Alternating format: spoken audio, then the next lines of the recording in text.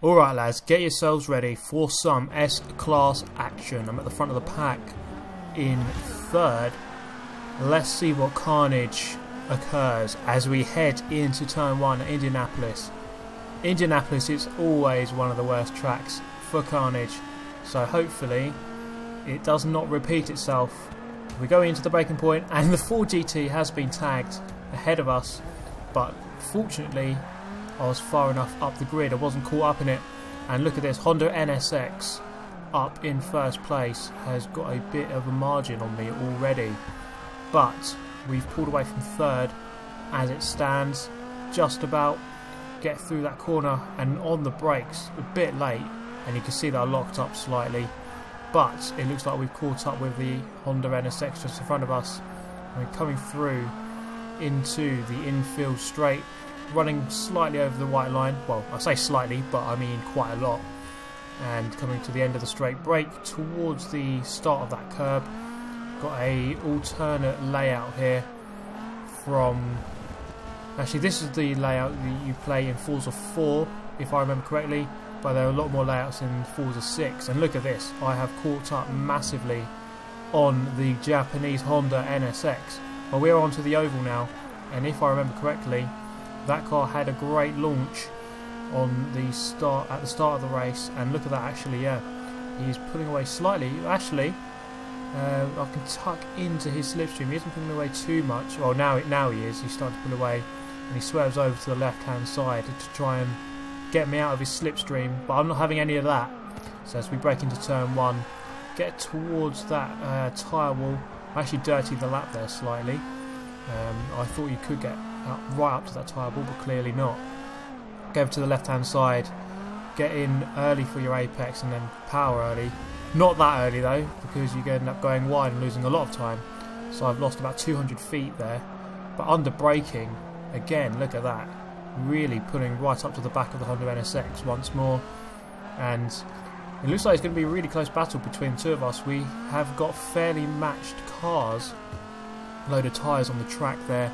Someone's obviously had a bit of an excursion earlier on, and on the brakes once again a lot better for me, but it seems that his strength is on the straight, so it's on the oval section where he's going to be a bit better. And he brakes and takes a very early line going to the right hander. He takes the left hander before it very slowly in order to get himself a very good exit and therefore very good speed onto the straight. He's drifted slightly, he's going to lose a bit of time, and I have caught right up and I'm less than 100 feet behind him.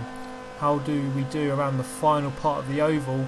I'm less than 50 feet behind, but this is where he can stretch his legs and improve the gap. Once again, swerving over back to the left hand side for the proper racing line, and I'm on the brakes just in time and gets very close to the tyre wall once again. A little bit of a dip as you go through turn 2. As we come through turn 3 into turn 4, get over to the left hand side once again. I follow him, taking the same line. Got to be very patient and get on the throttle at the right time. I didn't make the same mistake again, and he's drifted very nastily into that turn. Lost him a lot of time. And looking around the outside, I could go up to the inside here, but no, he's covered it off quite nicely, and instead I'm going to take a cutback and get almost alongside, but I'll tuck into the slipstream instead because his car again does have the speed down the straight. He's covered the inside, perhaps unnecessarily, but he's just being safe, I guess, and coming into the right left hander. I'm going to dive up the inside, or at least have a look and put him off, and he's made a mistake. I've forced him into a mistake. There was no contact, but he must have seen me coming and took evasive action, even though I wasn't quite there. So he's lost a bit of time from that, but this is where his car is strong, as we have seen on the previous 2 laps. So is he going to start gaining on me again? He's only 100 or so feet behind. I have to keep looking behind him myself to see where he is. I'm going to move over to cover the inside line here, and he's actually tagged me round. I'm not sure if that was a mistake or if he's genuinely tried to tap me, but look at that, that's a brilliant recovery. I haven't lost much time there. I have lost the position, but he is still right in front of us. So this is a great duel as it goes at the moment. A great 1v1. You don't get many of these all that often in this game. This has been a brilliant battle. I'm going to look up the inside into the left-hander, get it on the brakes, and I have just about got through without touching him. That was a brilliantly timed and brilliantly executed move. But the race is not over yet. He has got the speed down the straights, so let's see what he can do with it. He is very close behind. I'm going to cover the inside and see what he can do around the outside. There's nowhere he can go really. It would be a very brave move to try and go around the outside there. Maybe he can try a repeat of my move on him into this corner. Not quite. He was not there, and he's lost a bit of ground to me. I can see, yes, he has. Look at that. He has lost a bit of time. But hopefully I can get across the finish line before he catches up, like he did on the last race, or the last lap should I say. So through the last corner, I've got a safe margin of over 200 feet. Look at that. He is slowed off. And that completes a brilliant victory. A great 1v1 battle between the Viper and the Honda NSX. The Viper, typically one of the very best cars in the class, but that Honda NSX has, as it was the case in Forza 4 actually, proving that it is a very good car. And that was a really good race. I'm going to give him the benefit of the doubt and just say that he made a mistake at the start of lap 3 and didn't mean to tap me.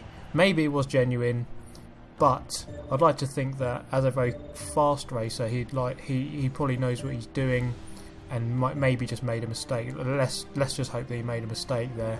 I'll give him the benefit of the doubt. But anyway, I hope you've enjoyed this video, guys. Remember to hit the like button if you like this video. Subscribe if you want to see more of the same. And just another reminder, in the description is a link to one of my spreadsheets where I go through the best cars to use in each class and on each track. So you can add your suggestions on there as well.